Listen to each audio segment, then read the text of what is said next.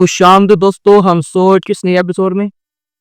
तो आज का दिन बड़ा खास है क्योंकि आज हमारे साथ बड़े ही प्यारे दोस्त मौजूद हैं, सरदार गुरमीत सिंह साहब। और आज हम बात करेंगे आर्ट ऑफ सर्वाइवल, जिंदा रहने का फन। बड़ा ही प्यारा टॉपिक है। और गुरमीत साहब से भी हम इसके हवाले से बात करेंगे। और अमजद साहब जैसा आपको पता है हमारे साथ मौजूद होते हैं। तो अमजद साहब थोड़ा सा सरदार गुरमीत सिंह के बारे में थोड़ा बताएं हमारे नाज़रीन को, क्योंकि ऑलरेडी जानते हैं लोग, लेकिन जो नहीं जानते या उनके बारे में। सबसे पहले तो मैं खुशामदीद कहता हूँ और आज 2 वर्जन प्रोग्राम हमारा चलने वाला है। एक है उर्दू और दूसरा है पंजाबी। और ये कब चेंज होगा ये बीच में आपको आइडिया हो जाएगा। और सरदार गुरमीत सिंह जो है, पहला तारा तो ये है कि ये मेरे बचपन के दोस्त हैं। और हमने उम्र का एक हिस्सा जो है ना एक दूसरे के साथ गुजारा है। ये तो है हमारा पर्सनल एक दूसरे के साथ जो हमारी बॉन्डिंग है। और इसके अलावा सरदार जी जो है वो एक कमाल शख्सियत है। मीडिया के हवाला से वेल नोन पर्सनैलिटी है। इन्होंने बड़ा काम किया है पंजाब रंग टीवी पे, और इसके अलावा आफ्ताब इकबाल साहब का प्रोग्राम में भी ये पार्टिसिपेट इन्होंने किया है बड़ा अरसा। और इनकी अपनी एक शख्सियत है जिन्होंने हमारे मुल्क जो है ना पाकिस्तान को वो दुनिया में इंट्रोड्यूस करवाया है। गुरमीत सिंह यात्रा वाला अपना टाइटल यूज करते हैं। यात्रा वाला से मुराद ये है कि ये बुनियादी तौर पे टूर ऑपरेटर है। इनकी एक कंपनी है जिसमें ये टूर ऑपरेट करते हैं। जो हमारे दोस्त मुख्तलिफ ममालिक से पाकिस्तान आते हैं, ये उनको वेलकम करते हैं और पाकिस्तान में जो सिख कम्युनिटी है उनकी जो मजहबी मकामात है उनको दिखाते हैं। और इसके अलावा और बहुत सारी हेरिटेज हमारी है जिसको ये इंट्रोड्यूस करवाते हैं और दुनिया को बताते हैं कि पाकिस्तान जो है वो बड़ा एक रिच कल्चर्ड मुल्क है। और ये उनको बुलाते भी हैं। और इसके साथ इनका ये बिजनेस भी है, इनका शौक भी है, इनका पैशन भी है।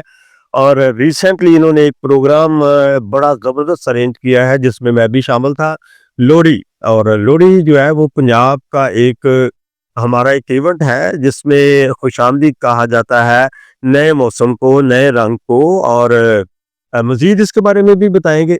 सो हम वेलकम करते हैं आज के हमारे गेस्ट को। ये अचानक हमने पकड़े हैं जो हमारे पास आए थे और हमने बिठा लिया इनको। सो इनके लिए हम इनके बेहद शुक्रगुजार हैं जी। बहुत शुक्रिया ਅਮਜਦ ਸਾਹਿਬ।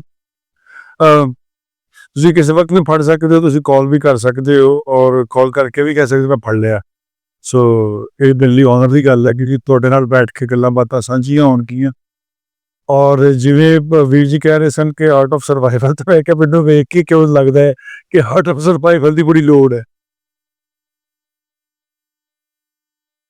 ਮੈਨੂੰ ਵੇਖ ਕੇ ਟੌਪਿਕ ਆ ਸਰ ਜਨਰੇਸ਼ਨ ਐਕਸ ਕਿਹਾ ਜਾਂਦਾ ਹੈ ਸਾਨੂੰ, है ना। रिसेंटली ਸਾਨੂੰ ਪਤਾ ਲੱਗਾ ਕਿ ਅਸੀਂ ਜਨਰੇਸ਼ਨ ਐਕਸ ਆ। ਔਰ ਜਨਰੇਸ਼ਨ ਐਕਸ ਦਾ ਮਤਲਬ ਇਹ ਹੈ ਕਿ ਸਾਡੀ ਜਿਹੜੀ ਛੋਟੀ ਜਿਹੀ ਜ਼ਿੰਦਗੀ ਹੈ ਜਿਹੜੀ ਕੋਈ 40-50 ਸਾਲ ਦੇ ਕਰੀਬ ਹੈ, ਅਸੀਂ ਇਹਦੇ ਵਿੱਚ ਹੀ ਬਹੁਤ ਸਾਰੀਆਂ ਨਈ ਇਨਵੈਂਸ਼ਨਸ, ਡਿਸਕਵਰੀਜ਼ ਔਰ ਚੇਂਜਸ ਜਿਹੜੀਆਂ ਨੇ ਉਹ ਦੇਖੀਆਂ ਨੇ। ਬਿਲਕੁਲ ਸਹੀ। ਠੀਕ ਹੈ, black and white to colour images ਤੱਕ ਅਸੀਂ ਆਏ। ਅਸੀਂ 1000 ਸਾਲਾ ਦੌਰ ਬਦਲਦਾ ਦੇਖਿਆ, 1000 ਸਾਲਾ ਦੌਰ ਬਦਲਦੇ ਦੇਖੇ, ਮਿਲੇਨੀਅਮ 'ਚ ਸ਼ਾਮਲ ਹੋਏ। ਬਿਲਕੁਲ ਸਹੀ। ਕਦੇ ਨਹੀਂ। ਸੋ ਇੱਕ ਜਨਰੇਸ਼ਨ ਐਕਸ ਸੇ ਅਸੀਂ, ਠੀਕ ਹੈ ਨਾ। ਅੱਛਾ, ਇਹਦਾ ਮਤਲਬ ਇਹ ਨਹੀਂ ਕਿ ਅਸੀਂ ਇਹਦੇ ਤੇ ਫੁੱਲ ਸਟਾਪ ਲਾਤਾ।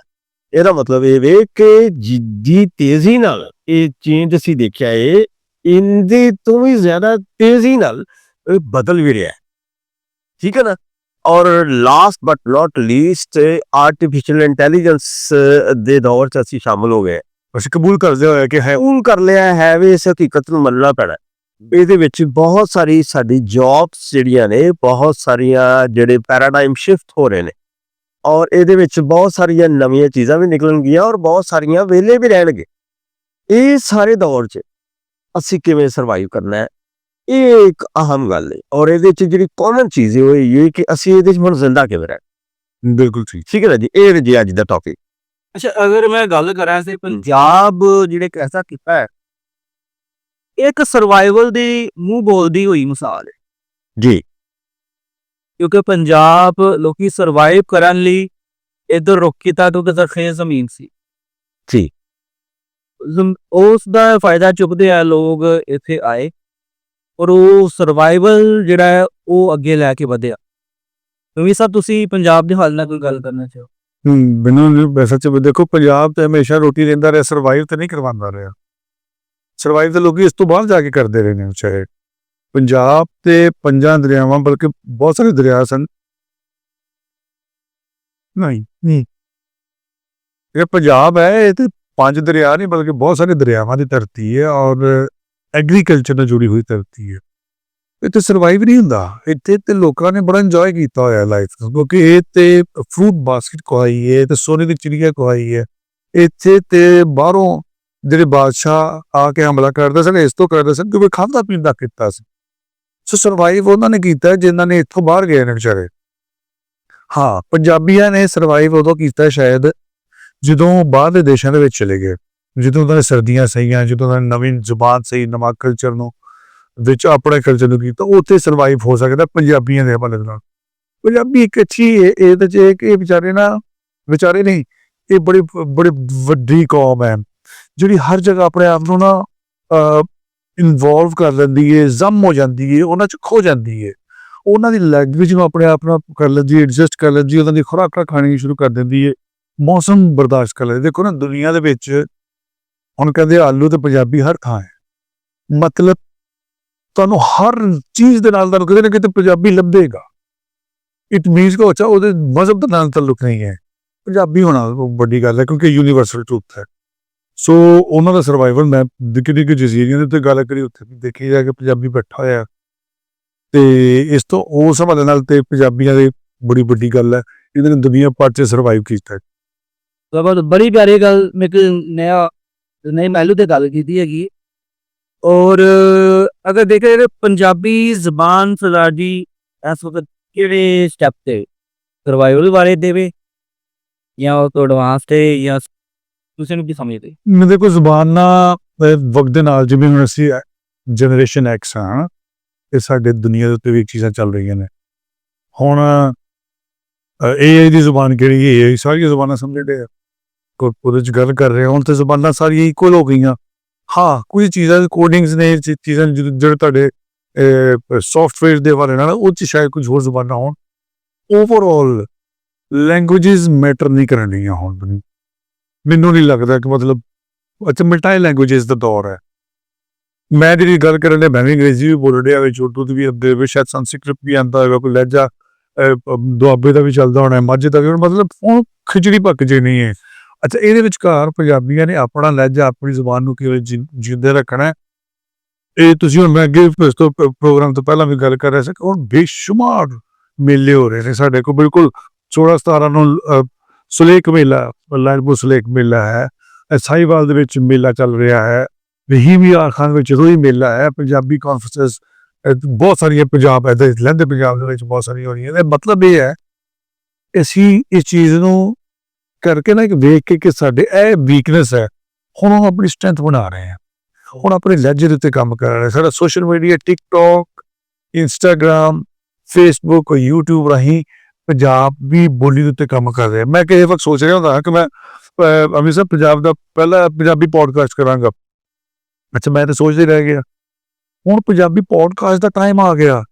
ਹੁਣ ਨਾਸਰ ਢਿੱਲੋਂ ਹੋ ਰਹੀ, ਫਿਰ ਸਮਾਂ ਪੰਜਾਬੀ ਕਰ ਲਿਆ, ਸੁਣੋ ਪੰਜਾਬੀ ਨੇ ਮਤਲਬ ਪੋਡਕਾਸਟ, ਵੱਡੇ ਚੈਨਲਸ ਜਿਹੜੇ ਨੇ ਹੁਣ ਪੰਜਾਬੀ ਲਈ ਕੰਮ ਕਰ ਰਹੇ ਨੇ। ਸੋ ਇਹ ਮੇਰੇ ਖਿਆਲ 'ਚ ਤੇ ਲਹਿੰਦਾ ਪੰਜਾਬ ਜਿਹੜਾ ਹੈ ਨਾ, ਉਹ ਚੜ੍ਹਦੇ ਪੰਜਾਬ ਨੂੰ ਇੱਕ ਸੁਨੇਹਾ ਦੇ ਰਿਹਾ ਕਿ ਬਈ ਜਿਹੜਾ ਅਸੀਂ ਕਹਿੰਦੇ ਨਾ ਕਿ ਵਕਤ ਲਹਿੰਦਾ ਪੰਜਾਬ ਪਿੱਛੇ ਰਹਿ ਗਿਆ ਪੰਜਾਬੀ 'ਚ, ਹੁਣ ਚੜ੍ਹਦੇ ਪੰਜਾਬ ਨੂੰ ਚੁਣੌਤੀ ਹੈ ਕਿ ਬਈ ਚੈਲੰਜ ਹੈ, ਹੁਣ ਤੁਸੀਂ ਸਾਡੇ ਨਾਲ ਲੜੋ। ਅੱਛਾ, ਸਾਡਾ ਤੁਸੀਂ ਅਗਰ ਗੌਰ ਕਰੋ ਤੇ ਸਾਡਾ ਜਿਹੜਾ ਮੇਨ ਸਟ੍ਰੀਮ ਮੀਡੀਆ ਉਹ ਪ੍ਰੋ ਪੰਜਾਬੀ ਹੈ। ਹਾਂਜੀ, ਠੀਕ ਹੈ ਨਾ। ਉਹ ਜਿੰਨੇ ਉਹਦੇ ਪ੍ਰੋਗਰਾਮ ਨੇ ਅਸੀਂ ਰੋਜ਼ ਹੀ ਤਕਰੀਬਨ ਦੇਖੀ ਦੇ ਨੇ, ਜਿੰਨੇ ਜਿਹੜੇ ਵਿਸ਼ੇਸ਼ ਜਿਹੜੇ ਚੈਨਲ ਤੇ ਵੀ ਚੱਲ ਰਹੇ ਨੇ, ਠੀਕ ਹੈ ਨਾ। ਉਹਦੇ 'ਚ ਜਿਹੜੇ ਆਡੀਅנס ਨੇ ਜਾਂ ਜਿਹੜੇ ਲੋਕ ਅੱਗੇ ਪਾਰਟਿਸਪੈਂਟਸ ਨੇ ਜਾਂ ਜਿਹੜੇ ਉਹਨਾਂ ਨੇ ਬੁਲਾਏ ਨੇ, ਫਨਕਾਰ ਬੁਲਾਏ ਨੇ, ਗੈਸਟ ਬੁਲਾਏ ਨੇ, ਉਹ ਸਾਰੇ they are all Punjabi speaking, ਠੀਕ ਹੈ ਨਾ। ਉਹ ਮਤਲਬ ਉਹਦੇ 'ਚ ਜੁਗਤਬਾਜ਼ੀ ਵੀ ਹੋ ਰਹੀ ਹੈ, ਚੀਜ਼ਾਂ ਐਕਸੈਂਟ ਪੰਜਾਬੀ ਹੋਈ, ਐਕਸੈਂਟ ਪੰਜਾਬੀ ਆ ਰਿਹਾ ਹੈ, ਠੀਕ ਹੈ ਨਾ ਜੀ। ਔਰ ਫਿਰ ਲੋਕ ਉਹਦੇ 'ਚ ਬੌਂਡਿੰਗ 'ਚ ਨਹੀਂ ਆ ਰਹੇ ਕਿ ਵੀ ਉਹਨਾਂ ਨੇ ਉਰਦੂ ਫਰਜ਼ ਕਰੋ ਬੋਲ ਰਹੇ ਨੇ ਤੇ ਹੁਣ ਉਹਨਾਂ ਨੇ ਉਰਦੂ ਬੋਲਣੀ ਹੈ, ਉਹ ਬੋਲਦੇ ਆ ਉਰਦੂ 'ਚ, ਜਿੱਥੇ ਕਰਕੇ ਉਹਨੂੰ ਇਹ ਲੱਗਦਾ ਕਿ ਯਾਰ ਇੱਥੇ ਮੈਂ ਪੰਜਾਬੀ 'ਚ ਗੱਲ ਕਹਿਣੀ, ਐਕਸਪ੍ਰੈਸ ਜਿੱਥੇ ਕਰਦਾ ਸ਼ਬਦ। ਜਿੱਥੇ ਐਕਸਪ੍ਰੈਸ ਕਰਨਾ ਹੈ ਉੱਥੇ ਉਹਨੇ ਕਹਿ ਦੇਣਾ ਹੈ। ਅੱਛਾ, ਅੱਛੀ ਦੀ ਗੱਲ ਹੈ। ਇਹ ਅੱਛੀ ਗੱਲ, ਮਤਲਬ ਦੁਨੀਆ 'ਚ ਅਸੀਂ ਕਦੀ ਕਹਿੰਦੇ ਹੁੰਦੇ ਸਾਂ ਨਾ, ਸੋਚਦੇ ਸਾਂ ਯਾਰ ਸਾਡਾ ਲਹਿਜਾ ਨਾ ਫੜਿਆ ਜਾਵੇ। ਜੀ ਜੀ ਜੀ, ਹਾਂਜੀ ਕਹਿੰਦੇ ਲਹਿਜਾ ਹੀ ਤੇ ਐਕਚੁਅਲੀ ਗੱਲ ਹੈ, ਤੇ ਉਹ ਕਿਉਂ ਨਾ ਫੜਿਆ ਜਾਵੇ। ਸਰ, ਇੱਕ ਹੀ ਬੰਦਾ ਸੀ ਜਿਹੜਾ ਇਸ ਤੋਂ ਪਹਿਲੇ ਹਿੱਸਾ ਕਰਦਾ ਸੀ, ਉਹਨਾਂ ਦਾ ਨਾਮ ਨਈਮ ਬੁਖਾਰੀ ਸਾਹਿਬ। ਨਈਮ ਬੁਖਾਰੀ ਸਾਹਿਬ ਆਪਣੇ ਸ਼ੋਅ ਦੇ ਵਿੱਚ ਮੈਨੂੰ ਯਾਦ ਹੈ ਕਿ ਜਦੋਂ ਉਹ ਗੱਲ ਕਰਦੇ ਹੁੰਦੇ ਸਨ ਤੇ ਉਰਦੂ ਕਰਦੇ ਵਿੱਚ ਨਾ ਉਹਨਾਂ ਨੇ ਜਦੋਂ ਇੱਕ ਕਹਿਕਾ ਲਾਣਾ ਤੇ ਉਸ ਤੋਂ ਬਾਅਦ ਉਹਨਾਂ ਨੇ ਪੰਜਾਬੀ 'ਚ ਗੱਲ ਕਰਨੀ। ਹਾਂ ਜੀ, ਇਹ ਤੇ ਫਿਰ ਹੈ ਨਾ ਜੀ, ਠੀਕ ਹੈ ਨਾ। ਸੋ ਬਿਲਕੁਲ ਐਸਾ ਹੈ। ਸੋ ਅਸੀਂ ਆਈਏ ਕਮ ਟੂ ਦ ਪੁਆਇੰਟ ਕਿ ਅਸੀਂ ਜਿਹੜਾ ਨਾ ਇਹਦੀ ਜਿਹੜਾ ਸਰਵਾਈਵਲ ਹੈ, ਆਰਟ ਆਫ ਸਰਵਾਈਵਲ, ਇਹ ਕੀ ਹੈ? ਇਹ ਸਾਰੀ ਇਨਵੈਂਸ਼ਨ, ਇਹ ਸਾਰੀ AI ਔਰ ਸਭ ਕੁਝ ਬਦਲਦੇ ਹੋਇਆ ਸਿਨੈਰੀਓ ਜਿਹੜਾ ਹੈ, ਇਹਦੇ ਵਿੱਚ ਅਗਰ ਅਸੀਂ ਪਿੱਛੇ ਰਹਿ ਜਾਂਦੇ ਆ, ਅਡੈਪਟੇਬਿਲਿਟੀ ਜਿਹੜੀ ਹੈ, ਯਾਨੀ ਚੇਂਜ ਜਿਹੜਾ ਅਸੀਂ ਆਪਣੇ ਅੰਦਰ ਅਕੋਰਡਿੰਗ ਟੂ ਦ ਸਿਚੁਏਸ਼ਨ ਨਹੀਂ ਕਰਦੇ, ਸਾਡਾ ਸਕਿੱਲ ਐਕਸਪਾਇਰ ਹੋ ਜਾਂਦਾ, ਸਾਡਾ ਨੌਲੇਜ ਐਕਸਪਾਇਰ ਹੋ ਜਾਂਦਾ ਔਰ ਨਵੀਆਂ ਚੀਜ਼ਾਂ ਆ ਜਾਂਦੀਆਂ। ਅਸੀਂ ਕੀ ਕਰਦੇ? ਮਤਲਬ ਜੇ ਅਸੀਂ ਸਮਝ ਆਉਂਦੀ ਹੈ ਕਿ ਆਰਟ ਆਫ ਸਰਵਾਈਵਲ ਜਦੋਂ ਅਸੀਂ ਗੱਲ ਕਰਦੇ ਤੇ ਕੌਣ ਪਿੱਛੇ ਰਹਿ ਜਾਏਗਾ? ਕੌਣ ਪਿੱਛੇ ਰਹਿ ਜਾਏਗਾ? ਬੜਾ ਕਾਮਨ ਸਵਾਲ ਹੈ ਨਾ, ਪਿੱਛੇ ਕੌਣ ਰਹਿ ਜਾਏਗਾ ਭਾਈ? ਅੱਗੇ ਵਧਣ ਵਾਲੇ ਤੇ ਚਲੋ ਬਹੁਤ ਸਾਰੇ ਨਹੀਂ, ਪਿੱਛੇ ਕੌਣ ਰਹਿ ਜਾਏਗਾ? ਸੋ ਅੱਛਾ, ਅਗਰ ਮੇਰੇ ਕੋਲ ਤੁਸੀਂ ਪੁੱਛੋ ਤਾਂ ਮੈਨੂੰ ਤਾਂ ਲੱਗਦਾ ਕਿ ਹਰ ਉਹ ਬੰਦਾ ਪਿੱਛੇ ਰਹਿ ਜਾਏਗਾ ਜਿਹੜਾ ਨਵੀਂ ਚੀਜ਼ ਨੂੰ ਅਡਾਪਟ ਨਹੀਂ ਕਰੇਗਾ, ਸਿੱਖੇਗਾ ਨਹੀਂ, ਔਰ ਉਹਨੂੰ ਆਪਣਾ ਉਸ ਸਕਿੱਲ ਨੂੰ ਆਪਣੇ ਨਾਰਮਲ ਲਾਈਫ ਦੇ ਵਿੱਚ ਐਗਜ਼ੀਕਿਊਟ ਨਹੀਂ ਕਰੇਗਾ। ਸਰ, ਲਿੰਕਡਇਨ ਤੇ ਮੈਂ ਮਤਲਬ ਕੰਮ ਕਰਨਾ, ਇਸ ਤੋਂ ਇਲਾਵਾ ਲਿੰਕਡਇਨ ਤੇ ਮੈਨੂੰ ਚੰਦ ਦਿਨ ਪਹਿਲੇ, 2 ਦਿਨ ਪਹਿਲੇ ਮੈਨੂੰ ਇੱਕ ਪਾਰਟਨਰਸ਼ਿਪ ਰਿਕੁਐਸਟ ਆਈ, ਜਿਹਦੇ ਤੇ ਅਸੀਂ ਆਪਸ ਵਿੱਚ ਚੈਟ ਹੋਇਆ। ਉਸ ਤੋਂ ਬਾਅਦ ਅਸੀਂ ਲਾਈਵ ਟਾਕ ਹੋਇਆ। ਜਦੋਂ ਲਾਈਵ ਟਾਕ ਹੋਇਆ ਤੇ ਉਹਨੇ ਮੈਨੂੰ ਕਿਹਾ ਕਿ ਮੈਂ ਇਹਨੂੰ ਆਪਣੀ ਸਰਵਿਸਿਜ਼ ਦੱਸੀਆਂ। ਜਦੋਂ ਸਰਵਿਸਿਜ਼ ਦੱਸੀਆਂ ਤੇ ਉਹਨੇ ਮੈਨੂੰ ਕੀ ਕਿਹਾ? ਉਹਨੇ ਕਿਹਾ ਇਹ ਸਰਵਿਸਿਜ਼ 올ਡ ਨੇ, ਲਿਹਾਜ਼ਾ ਅਸੀਂ ਇਹਦੇ ਨਾਲ ਤੁਹਾਡੀ ਪਾਰਟਨਰਸ਼ਿਪ ਨਹੀਂ ਕਰ ਸਕਦੇ। ਸਾਡੇ ਨਾਲ AI ਜਨਰੇਟਡ ਜਿਹੜੇ ਨਾ ਸਾਡੇ ਸੌਫਟਵੇਅਰਸ, ਉਹਦੇ ਨਾਲ ਅਸੀਂ ਗੱਲ ਕਰਾਂਗੇ, ਕਿਆ ਉਹਦੇ 'ਚ ਤੁਸੀਂ ਮੋਡੀਫਿਕੇਸ਼ਨਸ ਕਰ ਸਕਦੇ? ਲਿਹਾਜ਼ਾ ਉਹ ਚੁੱਕੇ ਉਸ ਟਾਈਮ ਤੇ ਅਸੀਂ ਬੇਸ਼ੱਕ ਪਾਰਟਨਰਸ਼ਿਪ 'ਚ ਸਾਂ, ਲੇਕਿਨ ਉਹਦੇ 'ਚ ਮੈਨੂੰ ਇੱਕ ਵੈਂਡਰ ਚਾਹੀਦਾ ਸੀ ਜਾਂ ਮੇਰੇ ਨੂੰ ਕਲਾਇੰਟ ਚਾਹੀਦਾ ਸੀ। ਮੈਂ ਤਾਂ ਵੈਂਡਰ ਸਾਂ ਔਰ ਉਹਨੇ ਪੈਰ ਤੇ ਹੀ ਇਹ ਗੱਲ ਕਹਿਤੀ ਕਿ ਯੂ ਹੈਵ ਐਕਸਪਾਇਰਡ ਸਕਿੱਲ, ਯਾਨੀ ਇਹਦਾ ਮਤਲਬ ਹੈ ਕਿ ਮੈਂ ਤੇ ਕੁਇਟ ਹੋ ਗਿਆ ਇਹਦੇ ਤੋਂ। ਸੋ ਮੈਂ ਕੁਇਟ ਹੋਣ ਦਾ ਮਤਲਬ ਹਰ ਉਹ ਸ਼ਖਸ ਕੁਇਟ। ਮੈਂ ਆਪਣੇ ਲੜਕਿਆਂ ਨੂੰ ਕਹਿੰਦਾ ਕਿ ਯਾਰ ਜੇ ਤੁਸੀਂ ਇਹਦੀ ਸਰਵਾਈਵਲ ਕਰਨਾ ਹੈ ਤੇ ਇਹ ਸਾਰੇ ਦਾਇਰੇ 'ਚੋਂ ਬਾਹਰ ਨਿਕਲ ਕੇ ਅੱਗੇ ਜਾ ਕੇ ਜਾਣਾ ਪੈਣਾ। ਵਰਨਾ ਅਸੀਂ ਦੇਖੋ ਹੁਣ ਵਿਸ਼ਾ ਠੀਕ ਕਰਾਂਗੇ ਨਾ ਤੇ ਵਿਸ਼ਾ ਕਿਸੇ ਕੋਲ ਹੈ ਹੀ ਨਹੀਂ ਤੇ ਅਸੀਂ ਕਰਨਾ ਕੀ? ਮੈਂ ਚੁੱਕੇ AI ਦਾ ਇਸਤੇਮਾਲ ਕਰਨਾ ਔਰ ਮੇਰੇ AI ਦਾ ਇਸਤੇਮਾਲ ਨਾਰਮਲ ਲਾਈਫ ਦੇ ਵਿੱਚ ਚੈਟ GPT ਦੇ ਨਾਲ ਮੈਨੂੰ ਕਰਨਾ। ਉਹ ਲੋਕੀ ਮੈਨੂੰ ਕਹਿੰਦੇ ਸੁਣਨੇ में ਦੇਖੇਗਾ ਚੈਟ GPT ਪਿੱਛੇ ਰਹਿ ਗਿਆ। ਸੋ ਕੀ ਅੱਗੇ ਆ ਗਈ ਚੈਟ GPT? ਸਰ ਜੀ ਬਿਲਕੁਲ, ਦੇਖੋ ਮੇਰੀ ਗੱਲ ਸੁਣੋ, ਇੱਕ ਲਰਨਿੰਗ, ਇੱਕ ਪ੍ਰੋ ਲਰਨਿੰਗ। ਉਹ ਜਿਹੜਾ ਪ੍ਰੋ ਲਰਨਿੰਗ ਹੈ ਨਾ, ਉਹ ਪਤਾ ਕੀ ਹੈ? ਜੋ ਤੁਸੀਂ ਲਰਨ ਕਰ ਰਹੇ ਹੋ ਨਾ, ਇਹ ਜ਼ਰੂਰੀ ਨਹੀਂ ਤੁਸੀਂ ਕੀ ਲਰਨ ਕਰ ਸਕਦੇ। ਇਹ ਸਰਵਾਈਵਲ ਹੈ ਕਿ ਅਗਰ ਚੈਟ GPT ਯੂਜ਼ ਕਰ ਰਹੇ ਹੋ ਔਰ ਤੁਹਾਡੇ ਕੰਨ 'ਚ ਗੱਲ ਪੈਂਦੀ ਯਾਰ ਜੈਮਨਾਈ ਕਰੋ, ਇਹ ਕਿਹੜਾ ਹੈ, ਜਾਂ ਬਾਟ ਕਰ ਲਓ, ਜਾਂ ਦੀਗਰ ਹੋਰ ਐਸੀ ਆ ਰਹੀ ਹੈ, ਡਿਸਪਰਸ ਕਰ ਜਾਂ ਕੁਝ ਕਰ, ਠੀਕ ਹੈ ਨਾ ਜੀ। ਸੋ ਅਗਰ ਇਹ ਸਭ ਕੁਝ ਇੱਥੇ ਰਹਿ ਗਿਆ, ਫਿਰ ਕੋਈ ਹੋਰ ਨਵੀਂ ਚੀਜ਼ ਆਈ ਤੇ ਫਿਰ ਕੀ ਕਰਨਾ? ਉਹ ਜਿਹੜੀ ਨਵੀਂ ਚੀਜ਼ ਆਈ ਉਹਦੇ ਲਈ ਸਾਨੂੰ ਪ੍ਰੋ ਲਰਨਰ ਹੋਣਾ, ਲਰਨਰ ਨਹੀਂ ਹੋਣਾ।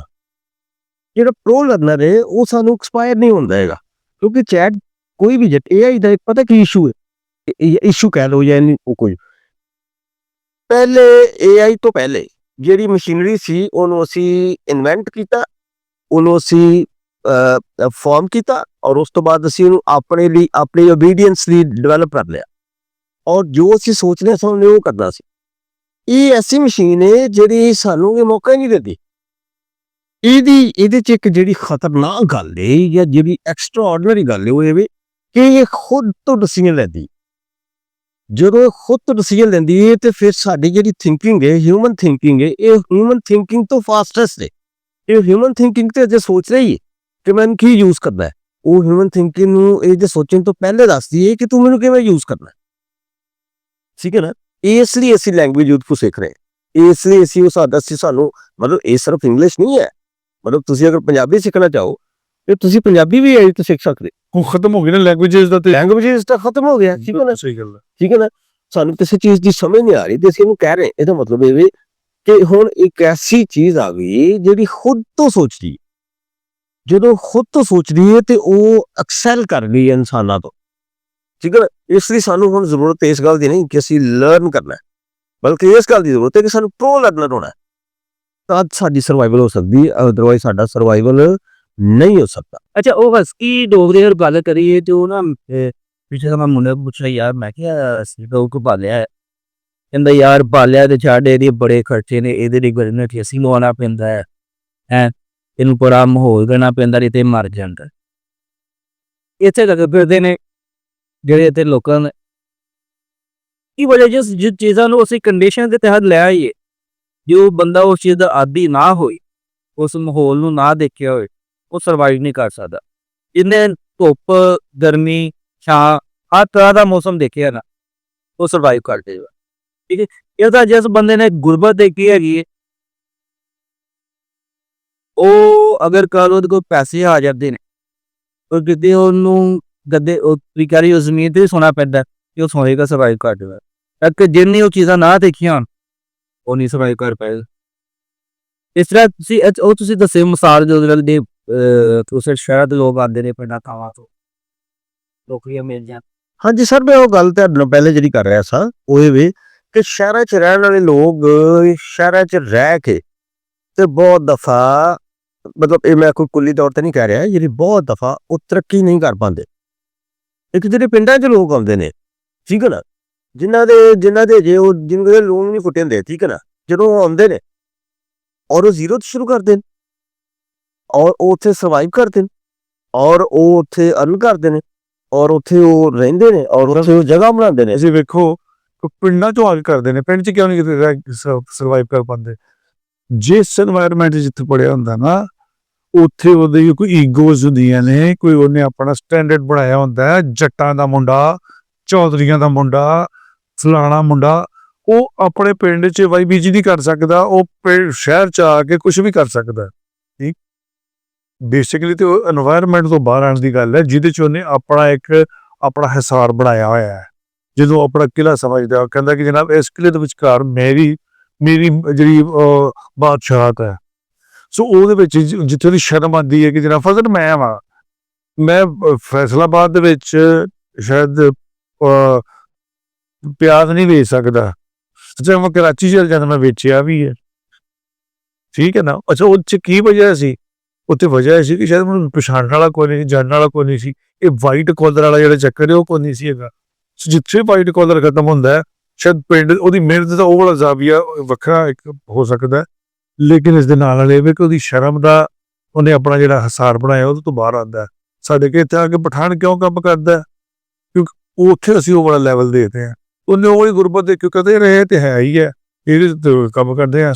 ਹੁਣ ਅਸੀਂ ਕਹਿੰਦੇ ਕਿ ਇੱਥੋਂ ਜਦੋਂ ਬਾਹਰ ਜਾਂਦੇ ਨੇ ਲੋਕੀ ਹਫਤਾ $150 $200 ਤੇ ਕੰਮ ਕਰਦੇ ਨੇ, $300 ਤੇ ਕੰਮ ਕਰਦੇ ਨੇ, ਤੇ ਸਰਵਾਈਵ ਕਰਨ ਵਾਲੇ ਤੇ ਲੋਕਾਂ ਦੇ ਖਰਚੇ ਸੋਚਦੇ ਆ ਕਿ $5,000 ਨੇ, ਤੇ ਕਹਿੰਦੇ ਯਾਰ ਕਿਵੇਂ? ਉਹਨੂੰ ਅਸੀਂ ਕੰਪੇਅਰ ਕਰ ਰਹੇ ਨੇ ਆਪਣੇ ਨਾਲ। ਸੋ ਇਸ ਤਰ੍ਹਾਂ ਚੀਜ਼ਾਂ ਹੈ ਨੇ ਜਿਹੜੀ ਸਰਵਾਈਵਲ। ਮੇਰੀ ਰੋਟੀ ਤੇ ਵੀ ਕੀਤਾ ਲੋਕਾਂ ਨੇ, ਕਰ ਜਾਂਦੇ ਨੇ ਲੋਕ ਜਦੋਂ ਇੱਥੋਂ ਯਾਨੀ ਕਿਸੇ ਇੱਕ ਤੋਂ ਦੂਸਰੀ ਜਗ੍ਹਾ ਮਾਈਗ੍ਰੇਟ ਕਰਦੇ ਨੇ, ਉਹ ਫੈਸਲਾਬਾਦ ਲਾਹੌਰ ਜਾਣ ਜਾਂ ਲਾਹੌਰ ਤੋਂ ਪਿਸ਼ੌਰ ਜਾਣ ਜਾਂ ਪਿਸ਼ੌਰ ਤੋਂ ਫੈਸਲਾਬਾਦ ਆਉਣ, ਉਹ ਨਿਰੀ ਕਦੀ ਇੱਕ ਵਕਤ 'ਚ ਕਿਸੇ ਵਕਤ ਨਿਰੀ ਰੋਟੀ ਤੇ ਵੀ ਕਰ ਜਾਂਦੇ। ਸੋ ਸਰਵਾਈਵਲ ਦਾ ਤਾਲੁਕ ਤਾਂ ਸਾਡੇ ਦਿਮਾਗ ਦੇ ਨਾਲ ਹੈ। ਹਾਂ, ਕਿਉਂਕਿ ਜਦੋਂ ਤੱਕ ਮੈਂ ਬਹੁਤ ਕੁਝ ਕਰਦੇ ਆਇਆ, ਜਦੋਂ ਮੈਨੂੰ ਪਤਾ ਕਿ ਮੈਂ ਸਰਵਾਈਵ ਕਰਦਾ, ਤਾਂ ਅਗਰ ਮੈਂ ਦਿਮਾਗ ਬਾਰੇ ਸਮਝਾ ਦਿੰਦਾ ਮੈਨੂੰ ਆਪਣੇ ਆਪ ਨੂੰ, ਤਾਂ ਮੈਂ ਕੁਝ ਵੀ ਕਰਨ ਲਈ ਤਿਆਰ ਹਾਂ, ਸਰਵਾਈਵ ਕਰਨ ਤਿਆਰ, ਬਚਣਾ ਹੈ ਮੈਨੂੰ ਬਸ। ਔਰ ਜ਼ਿੰਦਗੀ ਮੌਤ ਦਾ ਸਵਾਲ ਹੈ, ਫਿਰ ਸਰਵਾਈਵਲ ਦੇ ਵਿੱਚ ਕੁਝ ਵੀ ਹੋ ਸਕਦਾ। ਇਸ ਸਿਚੁਏਸ਼ਨ ਨੂੰ ਸਮਝਣਾ, ਔਰ ਜਿਹੜੇ ਲੋਕੀ ਟੈਕਨੀਕਲੀ ਸਮਝਦੇ ਨੇ ਉਹ ਬਹੁਤ ਬੇਖਲ ਅੱਛੀ ਤਰ੍ਹਾਂ ਹੈਂਡਲ ਕਰ ਜਾਂਦੇ ਨੇ। ਇਹਦੀਆਂ ਟ੍ਰੇਨਿੰਗਸ ਵੀ ਹੋਣੀਆਂ ਚਾਹੀਦੀਆਂ। ਜੀ ਸਰ। ਤੇ ਮੈਂ ਇੱਕ ਹੋਰ ਤੁਹਾਡੇ ਨਾਲ ਸਵਾਲ ਕਰਨਾ ਚਾਹਾਂਗਾ ਕਿ ਅਗਰ ਅਸੀਂ ਦੇਖੀਏ ਤੇ ਜਿਹੜੇ ਮਤਲਬ ਗਰੀਬ ਲੋਕ ਨੇ, ਅਸੀਂ ਤਾਂ ਕਹਿ ਰਹੇ ਹਾਂ ਕਿ ਉਹ ਮਾੜੇ ਲੋਕ ਨੇ, ਕਿ ਕਹਿ ਰਹੇ ਉਹ ਸਰਵਾਈਵ ਕਰਦੇ ਗਏ। ਗਰੀਬ ਨੂੰ ਤੁਸੀਂ ਮਿਆਰ ਵੈਸੇ ਕੀ ਰੱਖਿਆ ਹੈ? ਤੁਸੀਂ ਕਹਿੰਦੇ ਗਰੀਬ ਦਾ ਮਿਆਰ ਇਹੀ ਕਿ ਜਿਹੜਾ ਬੰਦਾ 10,000 ਤੋਂ ਥੱਲੇ ਕਮਾ ਰਿਹਾ, ਮੈਂ ਮਤਲਬ ਇਹ ਇਕਨੋਮਿਕਲੀ ਨਹੀਂ ਦਿਖਾਂਗਾ। ਅਗਰ ਕੋਈ ਬੰਦਾ ਉਹਦੇ ਘਰ ਦਾ ਖਰਚਾ ਚੱਲਣ ਡਿਆ, ਜਾਂ ਉਹ ਵੀ ਸਰਵਾਈਵਲ ਦੇ ਲੈਵਲ ਤੇ ਵੇ ਜਾਂ ਕਿ ਉਹ ਤੋਂ ਥੱਲੇ ਲੈਵਲ ਤੇ, ਇਹਨੂੰ ਕਿਸ ਤਰ੍ਹਾਂ ਡਿਫਾਈਨ ਕਰੋ? ਦੇਖੋ ਬਿਲਕੁਲ ਸਰਦਾਰ ਜੀ ਦਾ ਜਿਹੜਾ ਕ੍ਰੋਸ ਕੁਐਸਚਨ ਹੈ ਨਾ, ਉਹ ਬਿਲਕੁਲ ਵੈਲਿਡ ਹੈ ਕਿ ਦੇਖੋ ਜਿਹੜੀ ਗਰੀਬ ਦੀ ਡੈਫੀਨੇਸ਼ਨ ਹੈ ਨਾ, ਉਹ ਮੁxtਲਿਫ ਜਗ੍ਹਾ ਤੇ ਵੇਰੀ ਕਰਦੀ ਹੈ। ਸਹੀ। ਠੀਕ ਹੈ ਨਾ, ਕਿ ਇੱਕ ਸ਼ਖਸ ਹੈ ਜਿਹਦੇ ਦੋ ਜੀ ਨੇ, ਠੀਕ ਹੈ ਨਾ, ਔਰ ਉਹਨੂੰ ਬਿਜਲੀ ਦਾ ਵੀ ਕੋਈ ਮਸਲਾ ਨਹੀਂ ਹੈ, ਠੀਕ ਹੈ ਨਾ, ਉਹ ਗੈਸ ਦਾ ਵੀ ਕੋਈ ਨਹੀਂ ਹੈਗਾ, ਲੱਕੜੀਆਂ ਬਾਲ ਲੈਂਦਾ ਹੈਗਾ, ਠੀਕ ਹੈ ਨਾ, ਤੇ ਅਗਰ ਉਹਨੂੰ 10,000 ਰੁਪਏ ਮਿਲ ਰਿਹਾ ਹੈ, ਠੀਕ ਹੈ ਨਾ, ਤੇ ਉਹਦੇ ਲਈ 10,000 ਬਹੁਤ ਜ਼ਿਆਦਾ, ਠੀਕ ਹੈ ਨਾ। ਲੇਕਿਨ ਦੂਸਰੀ ਸਾਈਡ ਤੇ ਅਗਰ ਉਹਦੇ ਕੋਲ ਅਪਲਾਈਂਸਸ ਵੀ ਹੈ ਨੇ ਔਰ ਉਹਦੀ ਲਾਈਫ ਵੀ ਥੋੜੀ ਜਿਹੀ ਦੂਸਰਿਆਂ ਤੋਂ ਮੁxtਲਿਫ ਹੈ, ਠੀਕ ਹੈ ਨਾ, ਤੇ ਉਹਦੇ ਲਈ 10,000 ਤੇ ਮਤਲਬ 10,000 ਤੇ ਵਿਹਲਾ ਆ ਜਾਏਗਾ ਬਿਜਲੀ ਦਾ, ਠੀਕ ਹੈ ਨਾ, ਉਹ ਕੀ ਕਰੇਗਾ, ਉਹ ਤੇ ਡੈਬਿਟ 'ਚ ਵਕਤ ਗੁਜ਼ਾਰੇਗਾ, ਠੀਕ ਹੈ ਨਾ।